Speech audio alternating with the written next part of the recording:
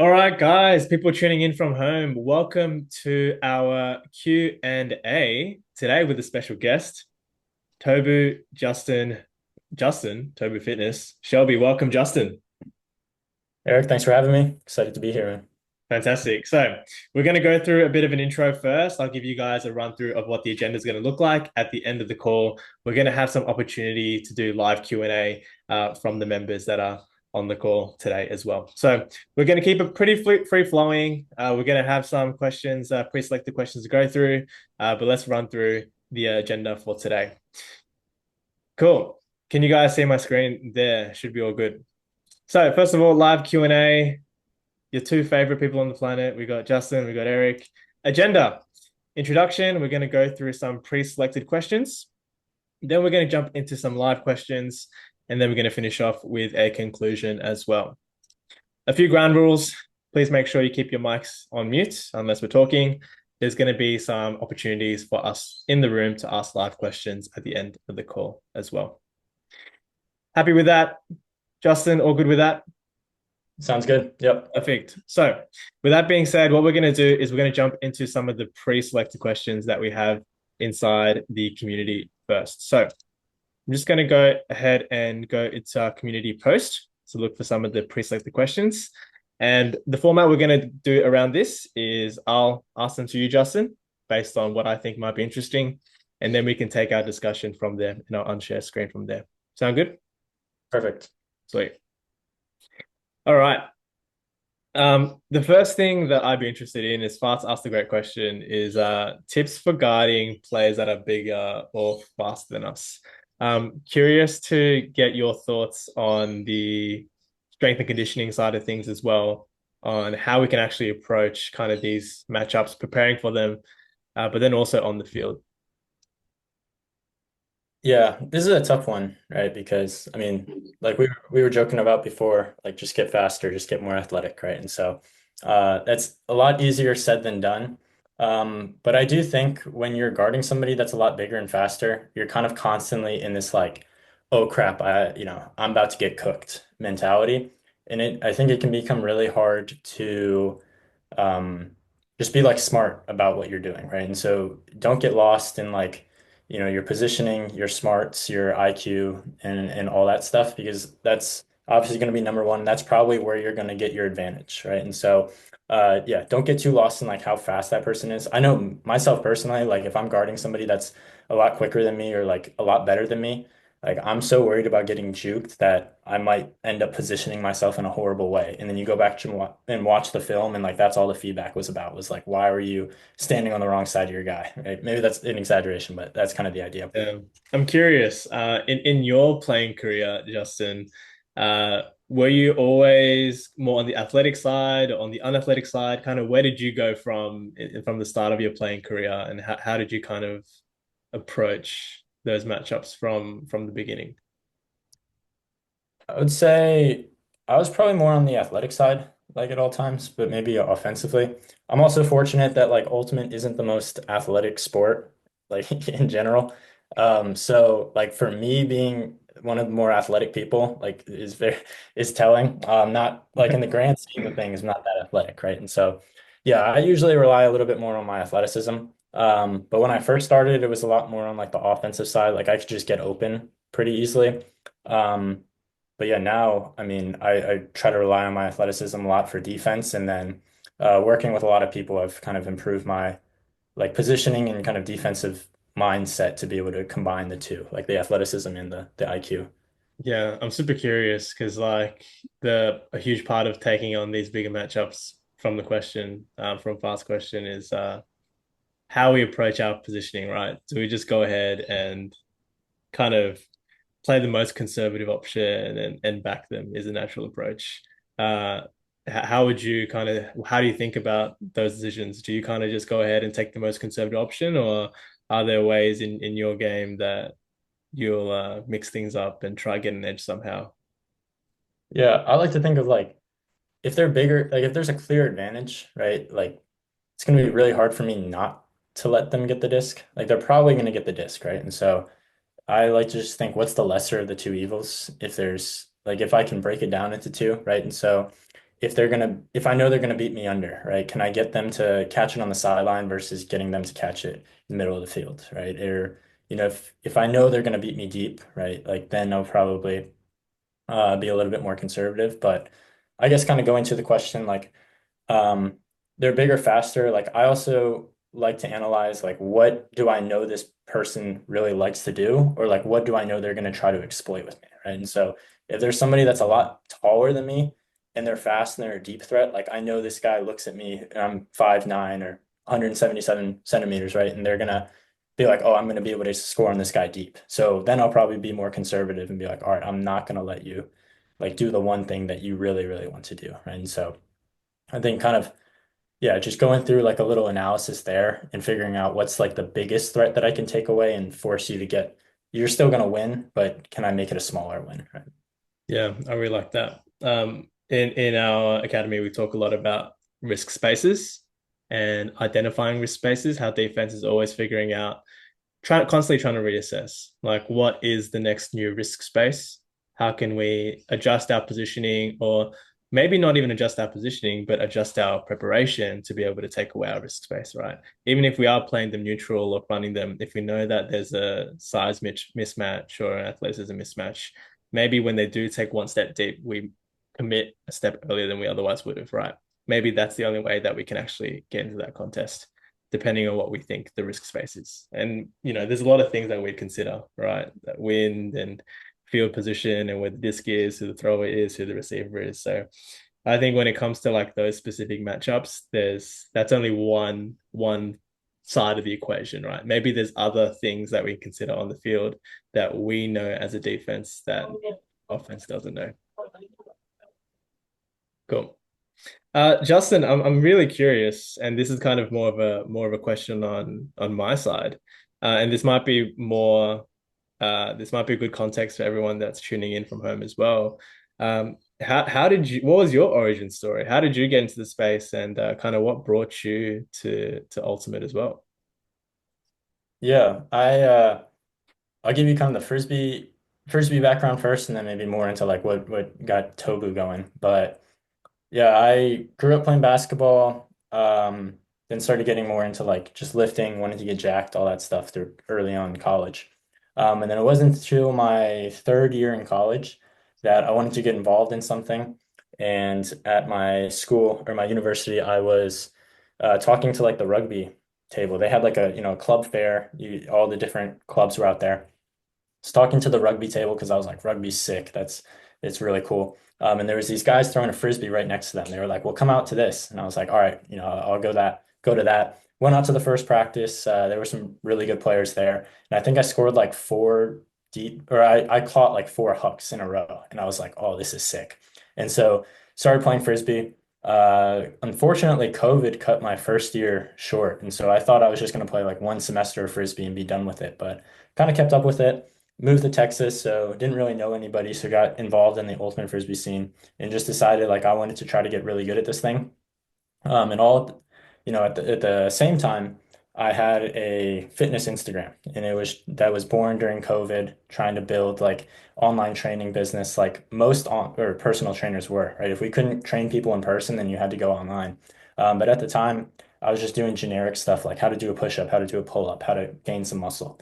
And that stuff wasn't taken off because I'm just a regular guy. You've got to be either like really hot or really jacked to take off in that space. So eventually, after a couple of years of that not taking off, I decided, I'm already studying all this stuff to get myself better at Ultimate. And why don't I just start posting that? And that's what I did. And then TOBU kind of took off from there. And so I have my bachelor's in exercise science. I have my master's degree, exercise science as well. Pretty much spend all my free time like studying exercise and training and all that stuff. And then have the online training business where I train a bunch of professional elite all the way to, youth, high school, whatever it is, pretty much frisbee players, across the world, all different levels. Yeah, I love that. I mean, you're talking about kind of the strength that came from strength and conditioning. Obviously, you have a plethora of strength and conditioning expertise and background. We were talking just before the call about some contentious things in the space, things about gym and things about controversial takes in terms of what role that plays. I'm really curious to kind of share what we talked about. There was a podcast episode done by the Australian Goannas team where we had two top players in the country, Mac and Dave, talk about gym being overrated. I'd love to get your thoughts on that, TOBU. Is gymming for Ultimate Frisbee overrated? Yeah, that's a good question. I'm glad we're talking about this. And we can put it out there.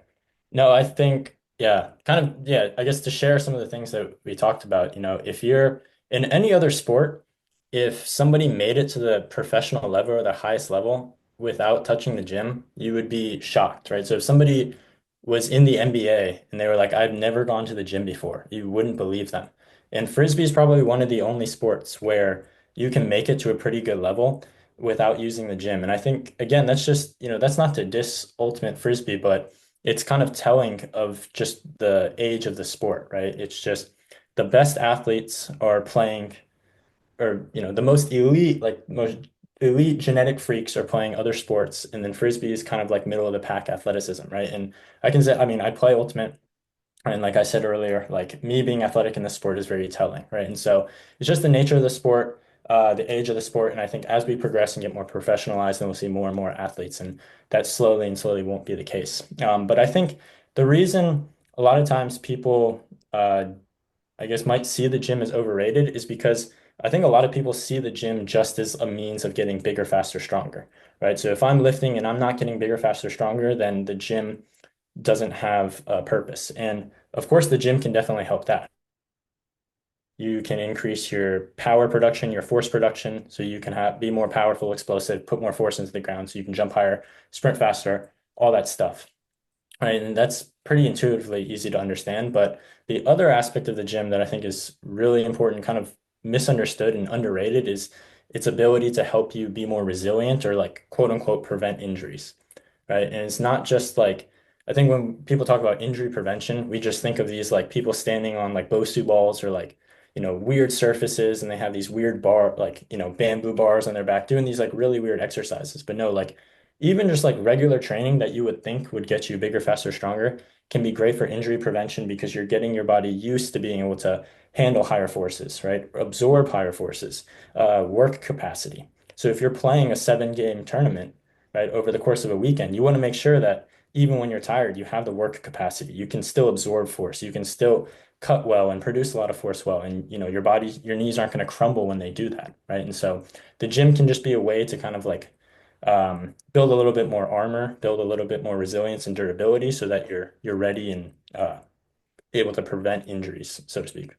Yeah, I really resonate with that. I think oftentimes, and from my personal experience as well, it's not until something goes wrong that you then think, damn, I should have probably been strengthening this area of my body. And then all of a sudden you're in damage control mode where you're trying to strengthen your hammy or stretch for the first time in forever because something's gone wrong. And I think, yeah, you make a great point as to the importance of preventative strength, building up that strength as well. So I'm curious if you were to give it a rating in Ultimate for the gym specifically and strength and conditioning and building up that ability, would you say in our space it's underrated, accurately rated, or overrated?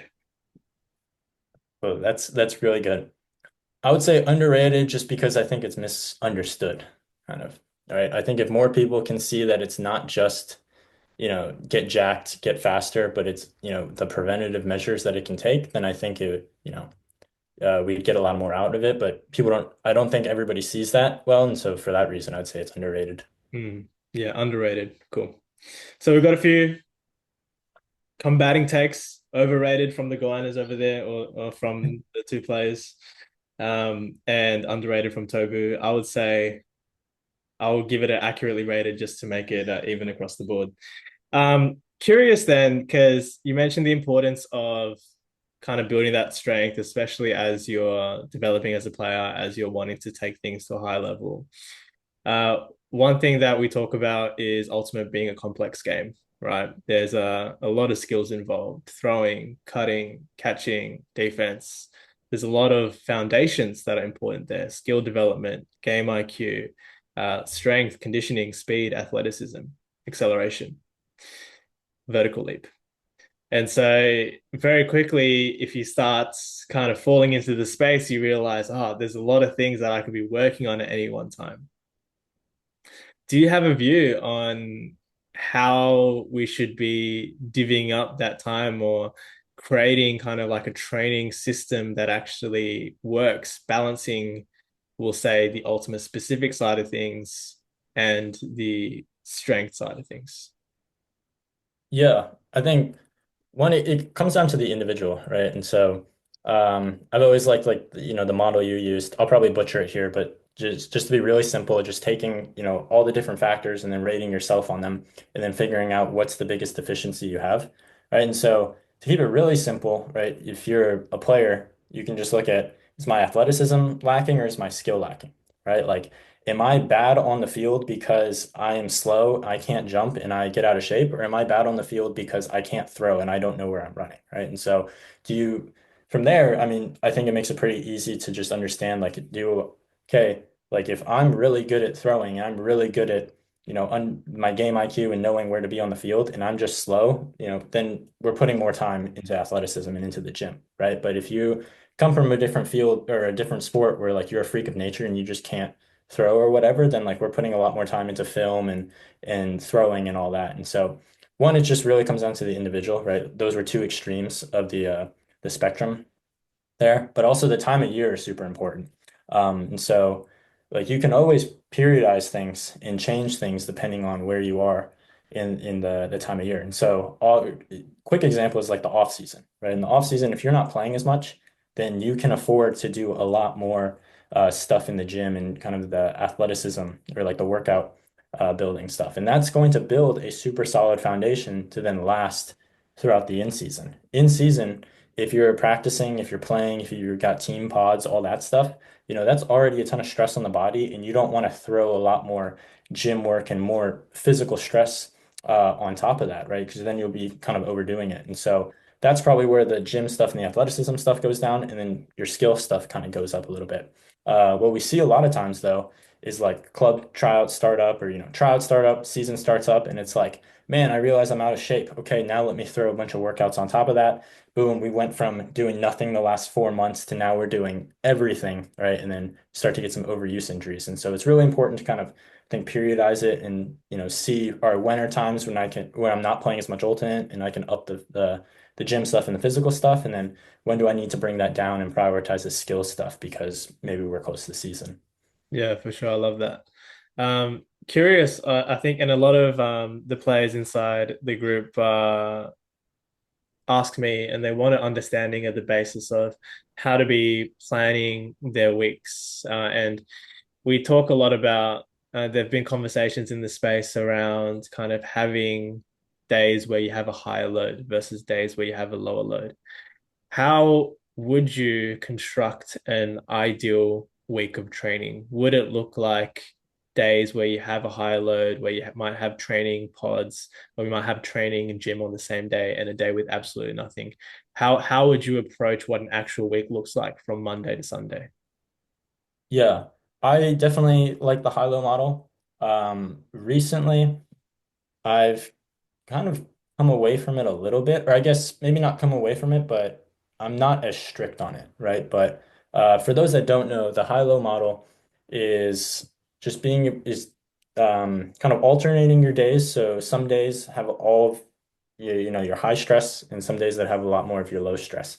So like practices, hard workouts, maybe intense conditioning, like the mass, the MAS. All that stuff's going to be very high stress days. So maybe you want to pack that all into the same day. So like you were talking about, right? Maybe doing a gym workout in the morning and then you have practice at night. That's going to be a very high day. So then that lets you on the next day have a low stress day where you can then recover. So yeah, I definitely like that. Like the idea of consolidating all of your high stress, I think is super good to get away from like, okay, Monday's gym workout, Tuesday's practice, Wednesday's gym workout, Thursday's practice. Then you have 4 high intensity days in a row. Um, so yeah, I would say, ideal week, let's say if we have practice Monday, or if we have practice Monday, Wednesday, Friday, right, then I'm probably doing more of the field workout stuff on those days, right? I think people really like the speed, agility, footwork type stuff that you do on the field. My thing is like if you're already going out to the field, you might as well just do that stuff before your training, right? And that stuff doesn't have to really take that long, right? I think this idea of like a workout has to be an hour is like if you really think about it, like it doesn't make any sense. Like there's nobody saying it has to be an hour. And so if you can get to, your practice or whatever it is, 20, 30 minutes before, and you knock out some agility work, you knock out some footwork, and you do some sprints beforehand, then you're primed, you're warmed up, and then you go into practice and then you consolidate that all in the same day. Then that allows like the Tuesday, Thursday, Saturday to be more of your gym work. And assuming, or if we have practice this, that probably means we're in season.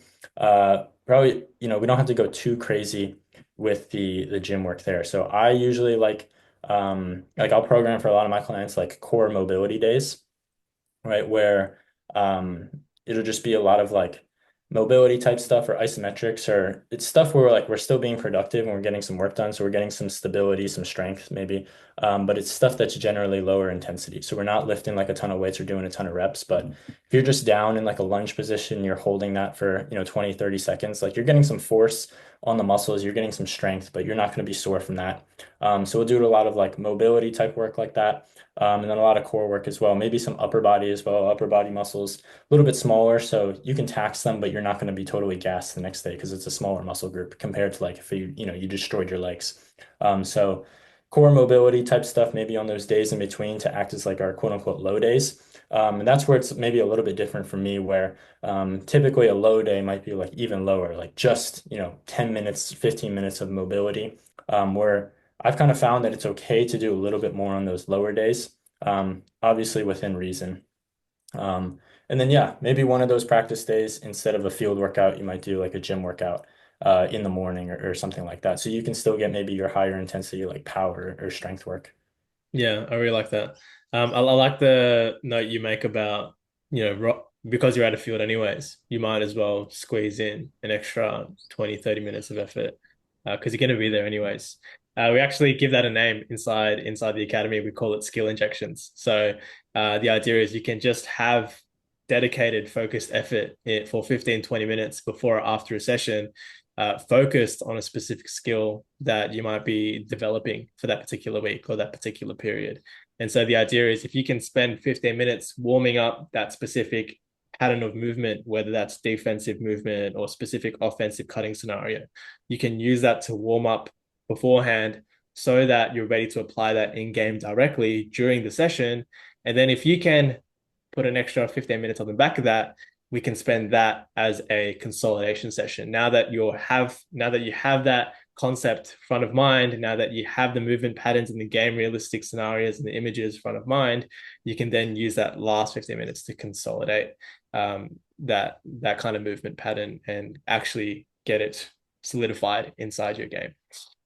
So that's how we define it inside the group.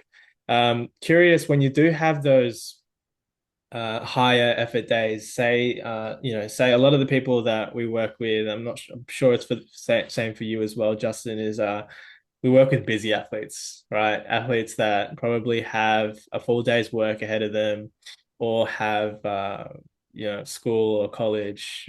Maybe they have finals. I know it's final season for a lot of my members. If they can only squeeze out a workout, a gym session, and they have training later, is there a time period that you would make sure we put between that to make sure that it doesn't actually affect the training? What's your thoughts around back-to-back sessions and how we should be spreading that part as well?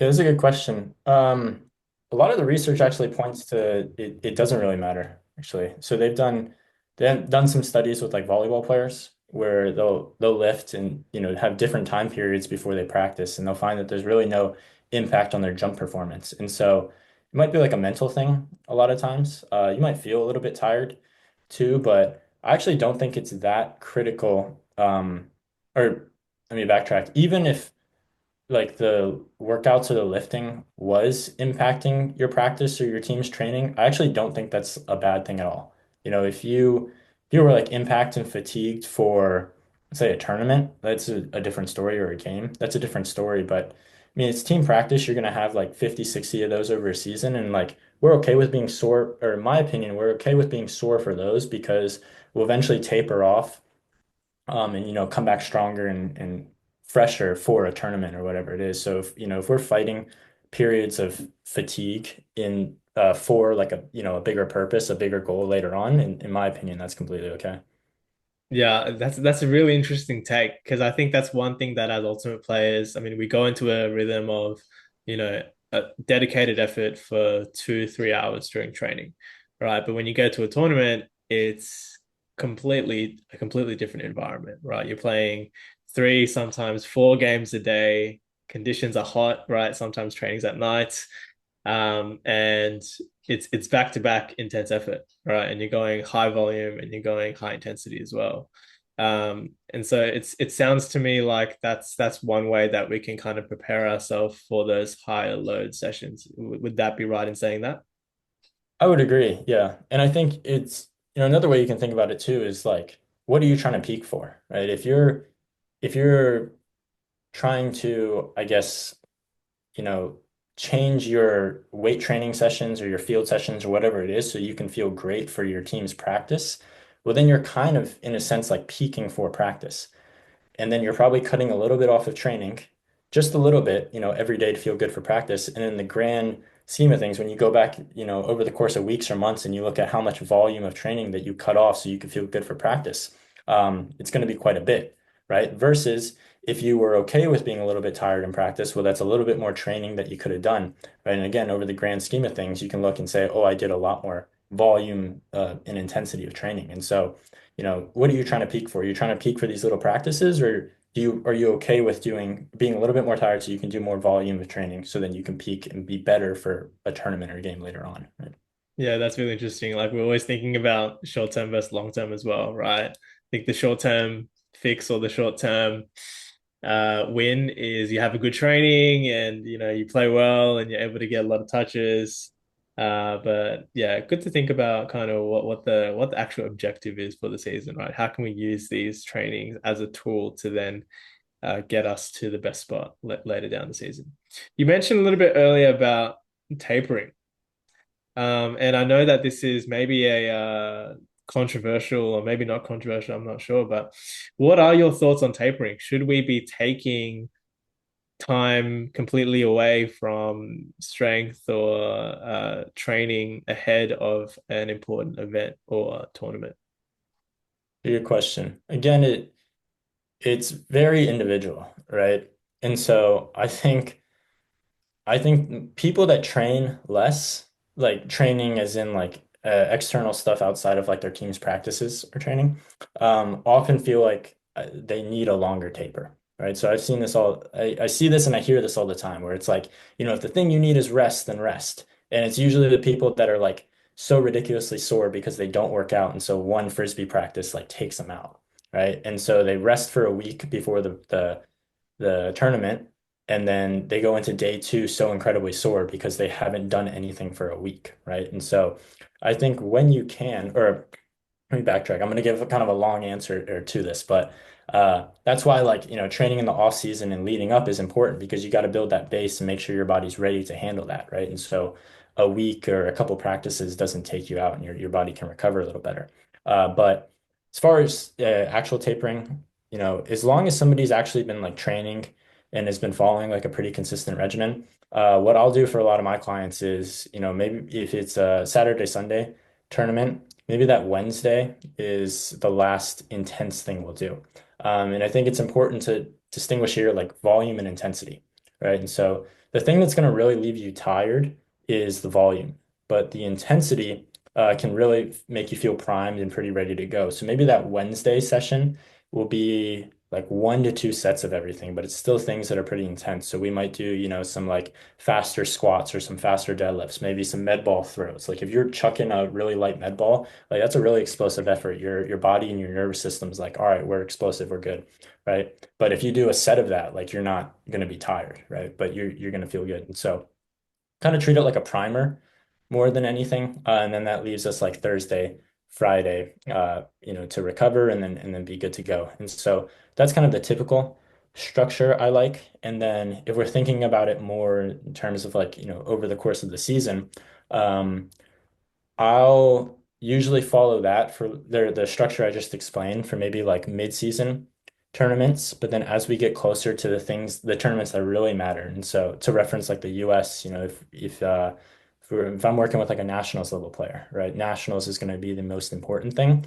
So a lot of like the tournaments in July, sectionals, regionals for them, we might kind of train through that. Like, it's okay to not be at like 100%, where maybe we're like 95, right? But as we get closer to nationals, then start to pull away from the strength training a little bit, and again go more towards like the speed, the plyometrics, the explosive stuff, the springy stuff, because that's the stuff that's really going to be important, right? And it's often interesting when you have been strength training for like maybe the entire season and the entire off season. So maybe at that point, like 9, 10, 11 months. And then you pull that away for like 3 to 4 weeks and you just focus on the speed and the springy stuff and the jumps. You'll be surprised kind of the kind of what's the word? Like quick gains that you'll get from that, right? Because again, it's that taper and then that what's called super compensation. So yeah, that's kind of what I'll follow too. So always looking at it like from within the week, but then also like the grand scheme of the calendar. What's the most important tournament? So what am I okay with kind of training through, and what do I really need to peak for? Yeah, that's such a interesting take, and so yeah, it's consistent with what I've heard around that as well, which is so if I were to summarize, it sounds to me like there's kind of two types of players, right? If you're someone that's consistently been hitting the gym and following your training plan, then there's no reason that we should, do any. We might do a priming session, 2 3 days out of the tournament, maintain intensity, but adjust our volume so that it's not going to actually impact our performance. And so it sounds to me like we wouldn't necessarily, taper off that whole week.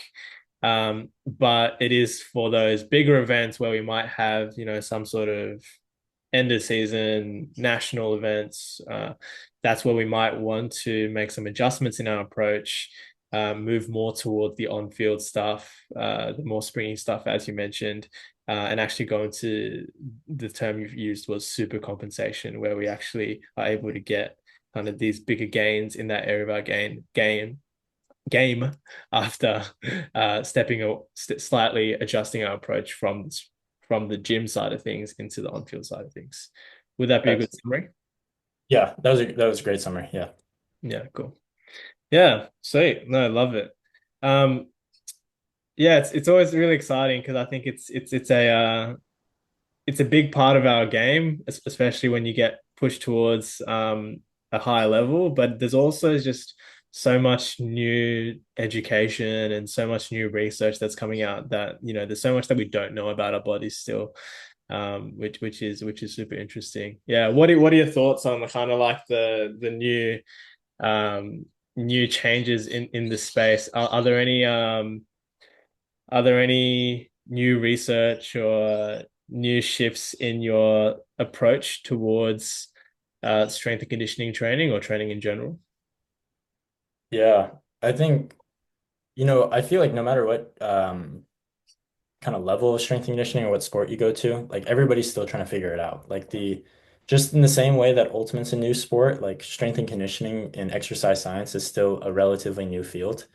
And so the research on it, like, a lot of people in Frisbee are, engineers or people that come from like a very binary background. Like, it either is or it isn't. And strength and conditioning is definitely not the case. And so, yeah, things are constantly evolving. It takes a lot of critical thinking. But to answer your question, the shift I've kind of gone towards, I've talked about this a little bit, and I've got a lot of mixed feedback on it. Um, but is the idea of making your warm up a workout, right? And so I'll do my best to explain this, but if you take a team through a warm up before a practice, right? Oftentimes it's like pulling teeth, right? Because everybody's doing the same thing, high knees, butt kicks, dynamic stretching, whatever. Nobody wants to be there. We're just kind of getting loose before we actually pick up a disc and do something, right? And so my thought is, what if we can make that time productive? So if you're doing like a workout, and of course we're being smart about this. I'm not just going to say like, hey, everybody, welcome, get on the line. We're sprinting 40 meters, right? Uh, as long as you're smart about it and it's kind of like progressed well throughout the session, a workout will leave you warmed up by the end of it, but you're getting some sort of productive benefit out of it. So what I did with the team that I played for last season, club team I played for, is we would go through like, regular 5, 8 minute warm up, right, to quickly get loose. And then from there, I would pick like one speed thing, one jumping thing, one change of direction thing, some sort of drill. And I'm like, all right, this is going to get us warmed up more, but we're getting some sort of speed benefit out of it. We're getting some sort of vertical jump benefit out of it. And if you think about a warm up, like most warm ups are going to have that stuff at the end of it anyways. It's like, all right, do a couple sprints until, you feel good, and then let's go into forward line, or do a couple jumps or do a couple cuts, until you feel good, and then we're going to go into mini or whatever it is. So my idea was just let's make that into like a little structured thing. And then we can get some benefit out of it. And you're starting to see this across a lot of different sports as well, like NBA teams, especially like training camps, they would play tag before before practice. The university I worked with, the University of Texas, their women's basketball team would play like freeze tag before practices as well. So it's kind of newer and it's a shift in that it's really hard to take maybe an old coach and be like, hey, we're going to play freeze tag, and him not just look at you like, what are you talking about? But so in that way, it might be a little bit different and kind of a more progressive trend. But yeah, it's something I've played around with, and I think you can get a lot of benefit out of it.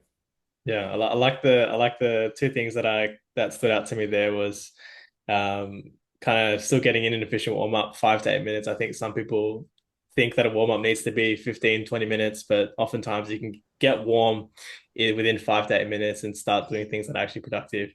And then that last piece there, which is like gamifying things to make things interesting. And then in some senses as well, when you gamify things, you also add an extra layer of intensity. It brings out a natural competitiveness that also gets us ready for that in-game approach. So yeah, super interesting. All right, Justin. Well, what I want to do now is I'd love to go back into some of the academy questions inside the group. And ideally, I'd love to pick one or two that might be interesting, that we might have a reasonably easy fix or quick approach as much as we can. I know it's difficult in the space, but we'll go into it. We'll kind of have a scan. I'll have a look and see if there's anything that I think might be interesting, and then we'll see where we go from there. How does that sound? Let's do it. That sounds good. And then after that, we'll quickly go into a few questions from the people inside the call as well. So coming down into our Q&As for Justin. I know you had a read of these a little bit earlier. Were there any that stood out in particular to you? Yeah, I like Ryan's question. Is there the reaction speed one? All right. So if I were to frame Ryan's question, is there any way to train reaction speed that is our body or mind working faster to react to a particular situation? So in summary, is there a way that we can train our reaction speed to react to a better situation or to react faster to a situation? What are your thoughts on that, Justin? Yeah, so reaction is always going to be, situationally dependent or context dependent, right? And so I think if you've ever seen those like drills or maybe those devices where you'll stick a bunch of like lights on a wall and then you're standing there and then one of the lights lights up and you quickly got to go hit it, right? Like technically that's reaction speed, but you're getting really good at just being able to hit those lights. Like that's not going to make you better at reacting in Frisbee, where the situation, the context is very different, right? And so number one, you have to be able to set up situations where you're actually reacting to something that's specific to what you want to train in game. So the way I really like it, and I think the way that most people are, I bet Ryan is asking this and how most people probably think about it is on defense, right? Like how, as a defender, can I react to my offender a little bit quicker, right? And that's where I really like what's called like mirror change of direction drills. I talk about this a lot, but there's basically, you can set up any variation of this drill, but one person's on offense, one person's on defense. The defense is literally just trying to mirror the offense, right? And so you can create a bunch of different constraints, you can create a bunch of different goals or gamifying it, like we were talking about, to make it more interesting, but also manipulate the movement, right? And so, kind kind of during this off season when I was doing a lot of like field training stuff, I would always warm up with my training partner with mirror change of direction drills. And if you just jump right into like a cutting mirror change of direction drill like that, it's not going to be fun on your knees. And so first thing we would do is we would start in like a really small kind of space. And then the small space confines you. You can't pick up as much speed. And over time, we slowly start to build that up. Maybe making it like, hey, I want you to simulate you're going deep and coming under, and I'm reacting to that. And then yeah, you're able to like manipulate that so you can get good at the actual situation at hand. Yeah, so yeah, the mirror drill is something that I've come back to as well, to train the game realistic movements and change of direction. Uh, One thing that I like from more of a offensive decision making side of things as well, if I might add, is reacting with a disk or to some external stimulus that might cause us to change our decision making depending on what we're seeing. So, for example, you might be in a game situation where your cutter might decide to make a cut, and then you've got to quickly decide whether you want to throw it or whether you want to fake it off and get them to come under. Right. And so one thing that I've played around with is getting two frisbees, right? Getting one, flipping it up in the air, quickly picking up the other disc. And depending if it lands picture up, then it means I have to hit a huck towards an away shot. If it lands picture down, it means I throw a fake and throw an inside shot, or throw a fake and then throw the under.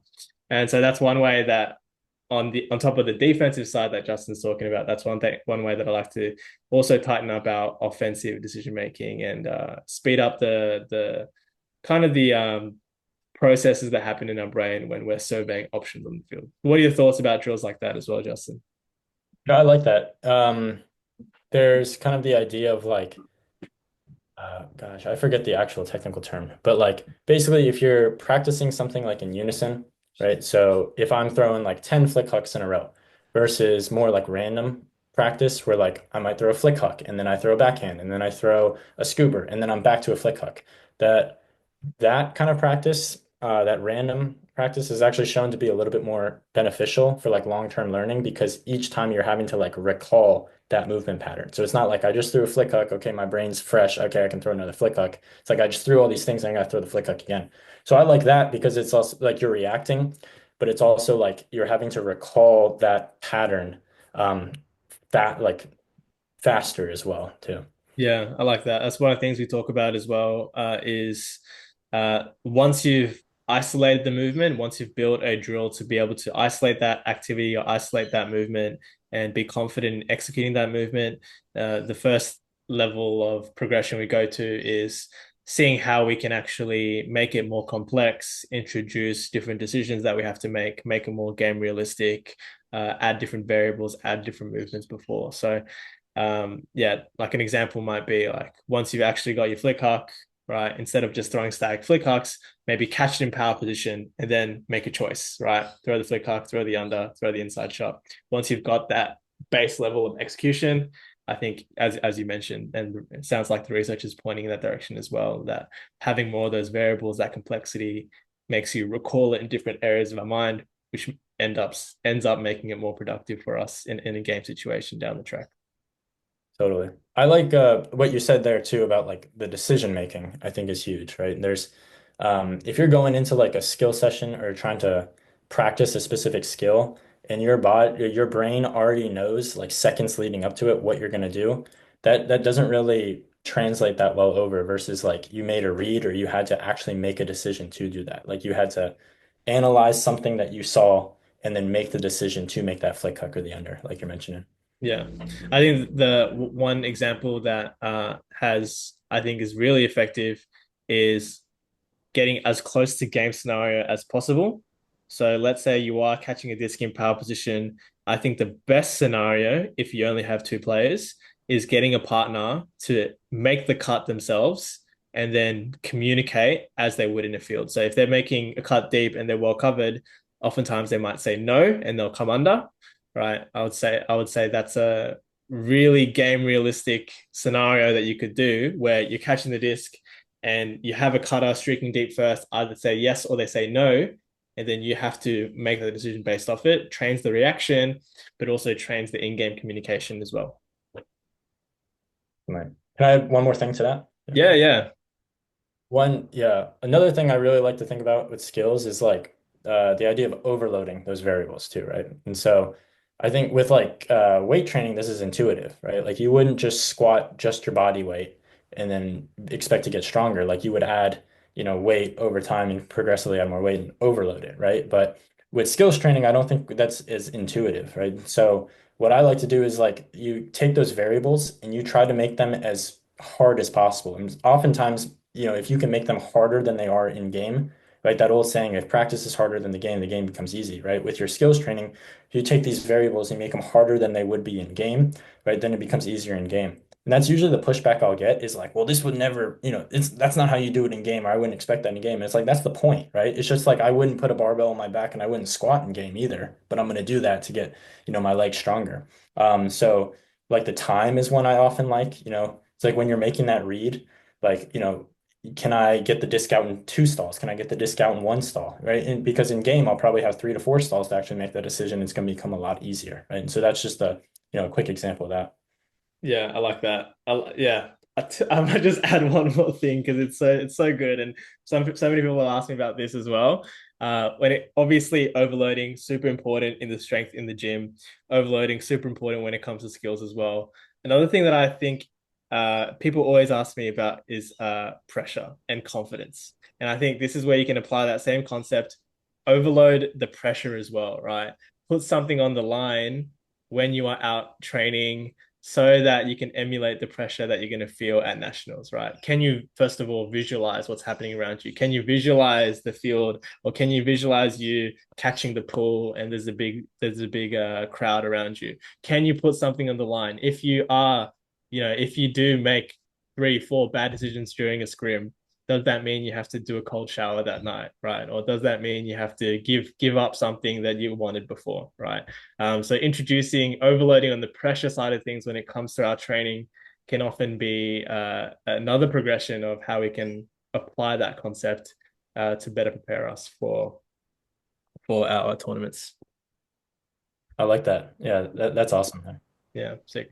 All right, we've got a few minutes left. I think there are still a few questions inside the group, but I think, Justin, I'll give you an opportunity to answer them via message so that you can give them a comprehensive answer after the call. I'd love to open us up to any questions that we might have from the group that's here in the call today. So, Daph, here for Ulti, Mickey, Naman, feel free to unmute.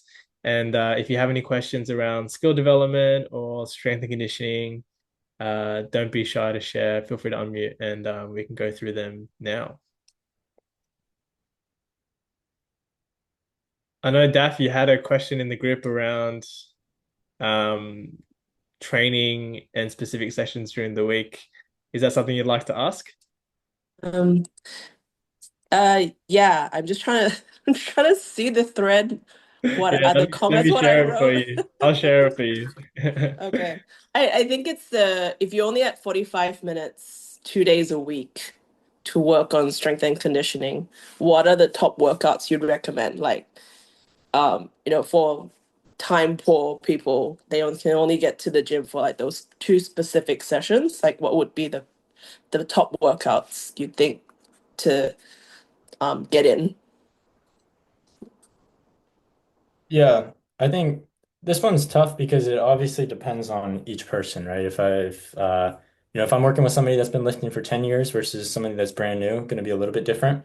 But generally, I think or I guess the general principle that's underlying is wanting to hit certain movement patterns, right? And so instead of thinking about like specific workouts and a specific series of exercises, I would think about, am I hitting these certain patterns? And the patterns are, right? Am I squatting in some variation, right? And so you might do like a back squat, a front squat, a goblet squat where you're holding like a dumbbell here, right? Any sort of squat, right? Am I doing some sort of hinge? So that's like a deadlift in RDL. If you look up hinge, that one's usually a lot harder to kind of come up with examples, but yeah, there's a lot of different things for hinge. some sort of lunge or a split squat. So now that's similar to like a squat, but one leg at a time, right? I like to add something lateral, right? So like a lateral squat, a lateral lunge in there, and then a push and a pull. I made about a video about this recently, but you could do a vertical push, which is like an overhead press, a horizontal push was like a bench press, and then the pull, same thing. So a vertical pull, like a pull up or a lat pull down, um, and then a horizontal pull, so like a row, right? And so I forget how many that is, but if you're hitting all those patterns, right, and you can split that over 2 workouts, so that doesn't have to be one workout. Like in one workout, I wouldn't squat, deadlift, split squat, like do all those things, right? I would split that maybe over two. So I think that's 8 patterns, so maybe 4 and 4 on each workout. And that way you're kind of hitting everything each week over those 2 workouts. Okay, cool. Thanks. So Of it sounds course, to yeah. me like as long as we're getting kind of a full range of movement around those 8 different patterns, then that would kind of hit all the spots that we need to build effective strength for ultimate. Correct. Yeah, that's how I would think about it. All those patterns will pretty much hit everything. And then from there, if you have more time, if you have time to sneak in some more exercises, obviously you can get a little bit more isolated and specific. But yeah, if you're hitting all of those, you're probably hitting all your bases pretty well. Yeah, right. So if we have a 45-minute session, how many activities do you think you could squeeze in within 45 minutes? Usually, I mean, depends on how quick you move too, right? But usually for my clients, I think I can usually get them in somewhere between like 7 to 9 exercises, Yeah, well, right? Um, Especially if you're setting it up with as like what's called a superset, if you're yeah, familiar. But instead of doing like all 3 sets of one exercise, then the next exercise, if I do like one set, one set, one set, and then back up to the top, one set, one set, one set, then you kind of move through things a little bit quicker. Yeah. yeah, I love that. I found my most productive sessions are when I'm supersetting or even like giant setting things where you do like 3 activities, yeah, back to back to back. It just kills the dead time in between, and it just makes it more productive. Yeah. All right. Well, thanks, Justin. Time has kind of flown by, and we've kind of arrived at the end of the hour. What I'd like to do now is just walk through how you guys can work with Justin if you're interested in building a strength and conditioning plan with him. There are some things on offer, especially to you guys who are on the call and listening to this recording. So I might just share screen. Justin, do you want to give a little bit of spiel on how you work with people? Yeah. So I offer strength and conditioning plans online. The big thing that's different about my plan is I try to make it as like custom and personalized and a coaching process as possible. So the big thing I tell people is this isn't something where it's like, hey, I already, I made an 8 week plan. I sent it to you on an Excel doc, like, go have fun. Like, no, this is, we have our own custom app, right? So you're going to get demo videos, kind of coaching notes, comments, all that. There's a messaging feature on there, so you're constantly communicating with me.